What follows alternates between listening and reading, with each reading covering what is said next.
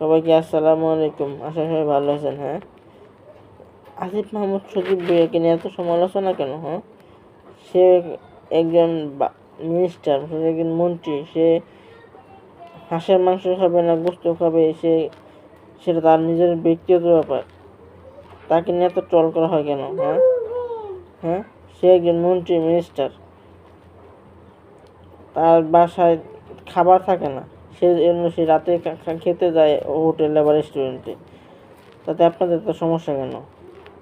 সাংবাদিকের প্রশ্নের বিপরীতে সে সব কথা বলছে। আপনারা কিছু বুঝেন না? আসিফ মাহমুদ একজন উপদেষ্টা। সে প্রথমে শহীদদের প্রথম দিকে সারির লোক। তাকে নিয়ে সমালোচনা করবেন না। বিএনপি তাকে নিয়ে এত চুলকানি কেন?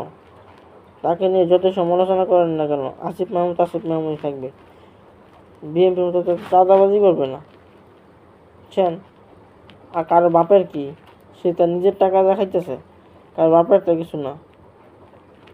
আসিফ মাহমুদ সবার ভালোবাসা। ধন্যবাদ সবাইকে। ভালো থাকবেন, সুস্থ থাকবেন।